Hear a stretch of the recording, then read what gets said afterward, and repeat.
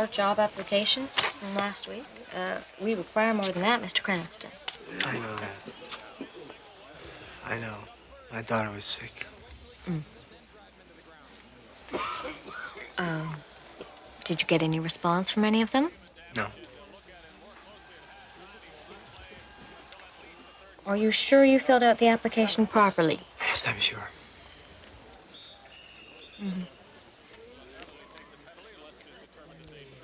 Maybe if you borrowed a nicer coat. Good. No, it's not the clothes, it's the time. The longer I'm out of work, the harder it is to find someone to hire me. Perhaps you don't understand the purpose of this interview, Mr. Cranston. You know, this shelter has just lost its mortgage, and I have to determine people's eligibility so that I can transfer them. Ma'am, do not... Ma'am, don't you think I'm serious about trying to find work? Do you think I enjoy being broke and living here in this shelter with my family? I work with my hands. I build. I cannot build unless someone hires me. Do you understand? I think we've talked enough. I have other people to interview. Thank you, Mr. Cranston.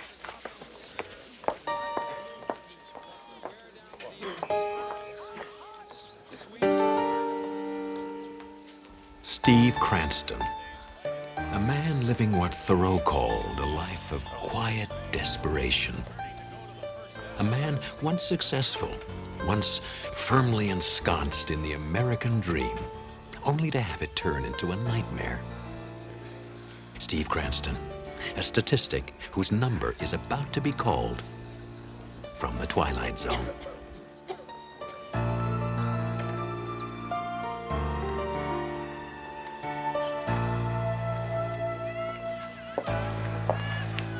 It's okay, Steve. Something's got to break for us. No, maybe it is my fault. Oh, you know better than that.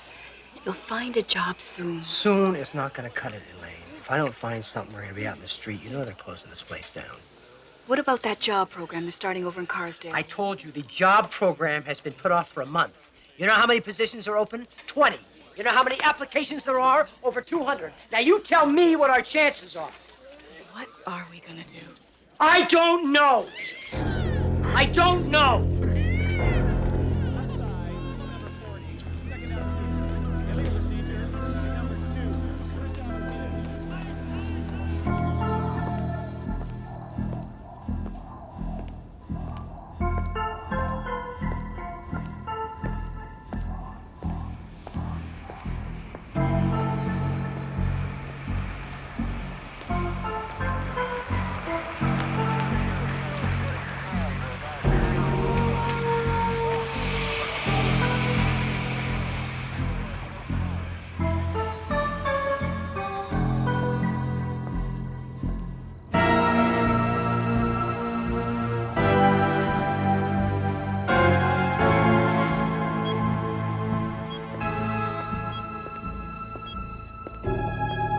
Wouldn't you know it? The one piece I need, I don't have with me.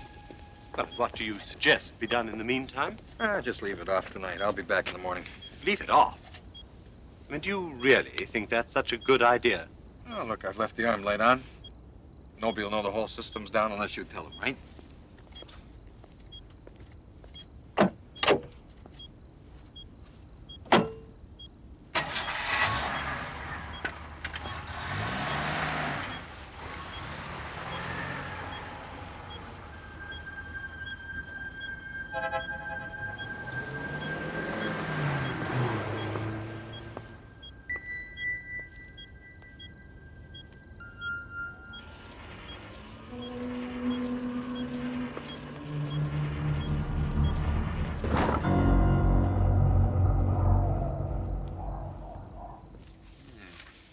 Very nice.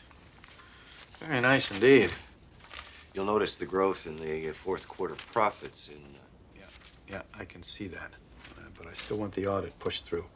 If there's any way we can cut back on expenses, salary, budget, personnel, do it. I have to tell you that there's going to be some opposition. They say they're down to the bone as it is. No. They're not down to the bone. You know how you can tell? They always start to yell when you've hit nerve, not bone. By the time you get to the bone, they've stopped complaining because they know they could be next. I'll do what I can. You do that.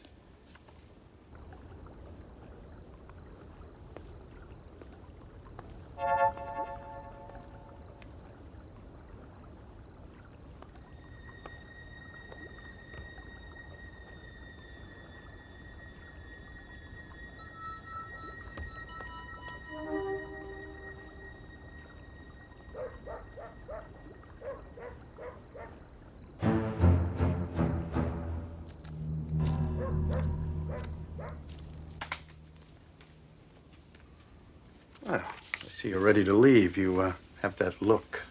It is nearly 10 o'clock. So it is. I'll stop by tomorrow with the potential tax shelters that we discussed, and I urge you to move as quickly as possible to avoid the year-end rush. If it's tomorrow, it's going to have to be in the evening. I'd say around 8:30. 8:30. Something? Nothing. 8:30. Good night.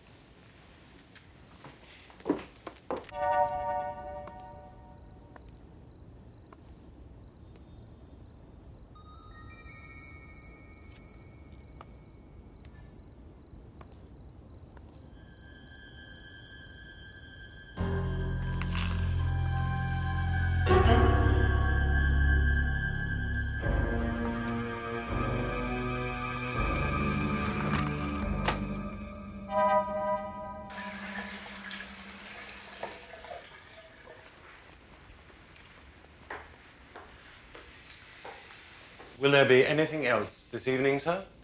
No, I don't think so. I'll do a little reading before I go to bed. Very good, sir.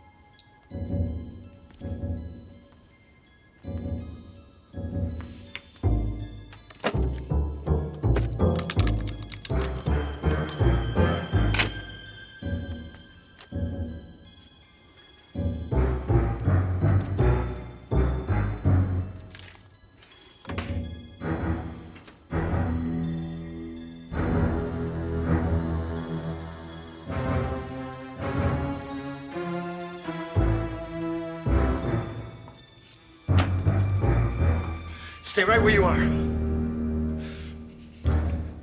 God.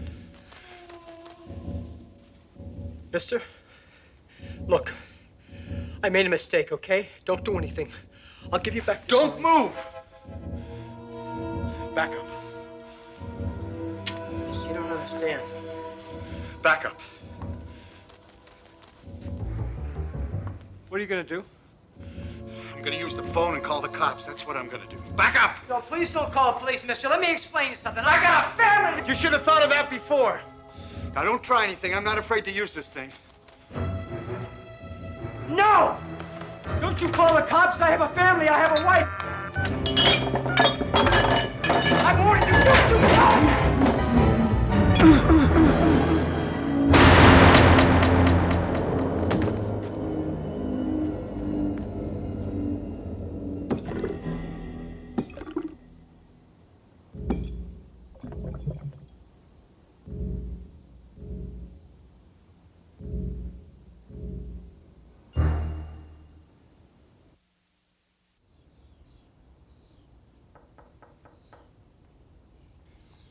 Good morning, sir.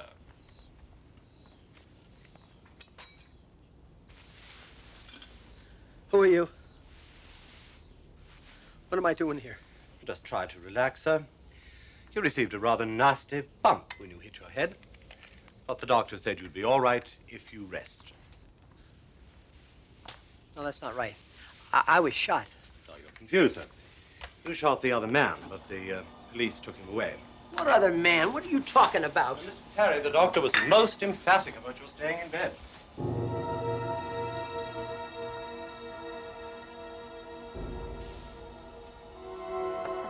Wait a minute. There's a picture here of Lana Taylor, the movie star, and I'm in it. What am I doing in this? Oh, well, as I recall, sir, you and she are romantically involved, I believe. No, wait. Who do you think I am? Frederick Perry, sir. No, no. No, that's wrong. That's totally wrong. Perhaps I'd better speak to the doctor again, sir.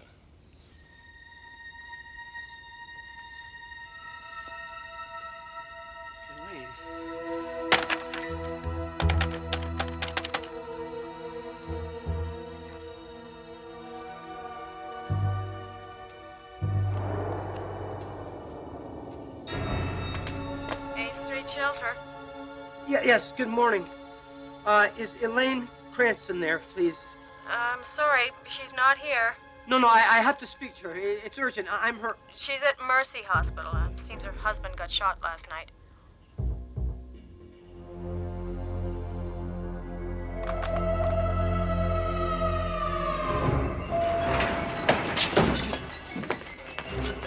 Elaine? Elaine? Lisa? Oh, thank God. Thank God. What are you doing? What's wrong? What are you doing here? Leave me alone. Honey, what's wrong? Don't you recognize me either? Of course she does. You're the bastard who shot her daddy. Stay away from him, do you hear me? Just stay away! Oh, God, this is totally crazy.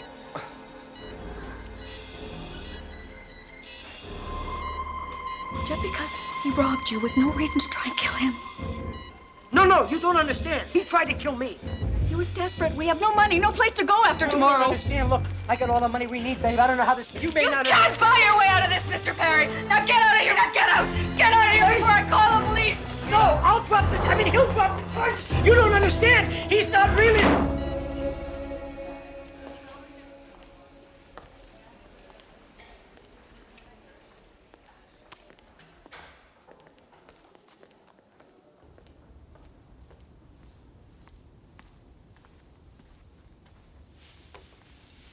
Here you are, sir.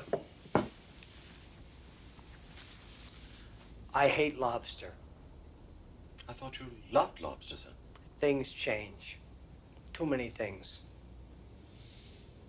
I'm sorry. Tell the chef it's swell, I guess. Swell, sir.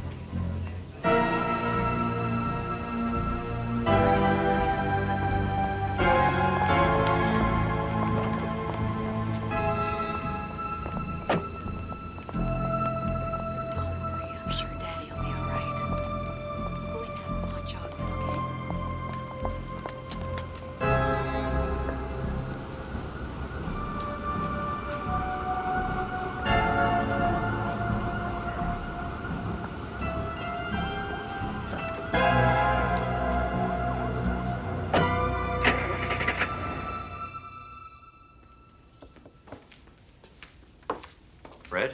What are you doing here? I'm here as you requested. Have some background material on the matters we discussed. And I need a couple of signatures just to get the process going here. Could I see? Just for a moment.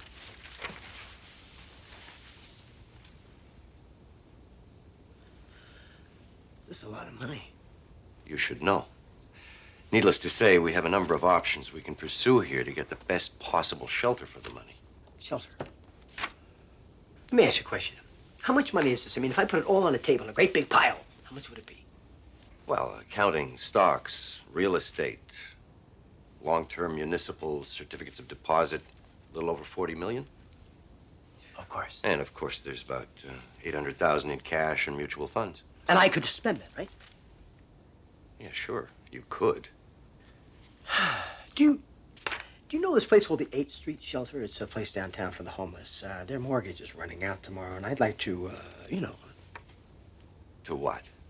Not buy them out. Yeah, I would like to buy them out. I'd like to buy out their mortgage. I'd like to make sure they don't close down tomorrow. But, Fred, you can't just... Why not? It's my money, isn't it? But why? What's the reason? Never mind why. Just do it tomorrow morning. You sly fox. Something big's gonna happen there, isn't it? And you want to be in on it. Let's just say the decision I make is going to affect an awful lot of people.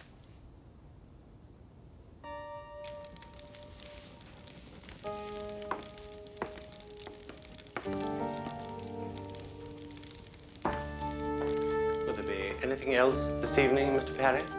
No, thank you, Lawrence. Good night, then, sir. Good night.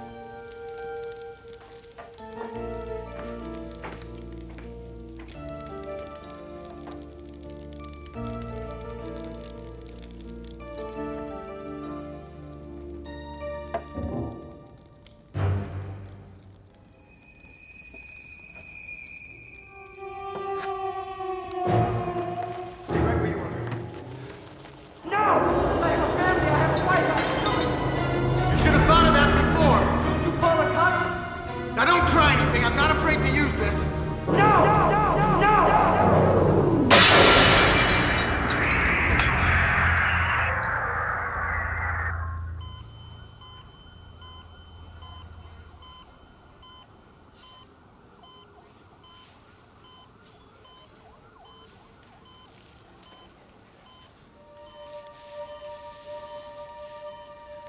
Elaine. Dad!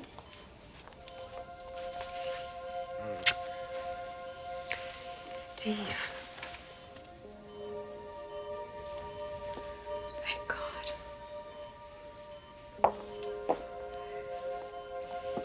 What happened? What am I doing back here? You were shot breaking into the house. Don't worry, sweetheart. The man you tried to rob dropped the charges. Take it easy. As soon as the doctor says you're better, we can go back to the shelter. The shelter? Isn't the shelter shut down? No. Look. City applauds. Benefactor. Listen to this.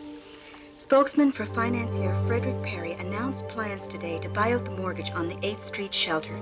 Perry, when reached for comment, simply said that it was the right thing to do. But it wasn't him. It was me. Maybe in a way it was. Maybe Perry saw what desperation could do to somebody and thought it was time he did something about it. Best of all, honey, I talked to the director of the shelter, and he said there's enough money now for some real work to be done, and he wants to hire you.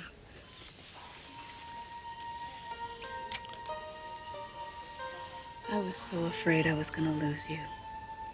I'm just so glad that you're back. So am I. So am I. It has been a time of changes for Steve Cranston, and the hard times are by no means over. But perhaps now the decisions ahead will be a little easier to make. There are no easy answers here or in the Twilight Zone.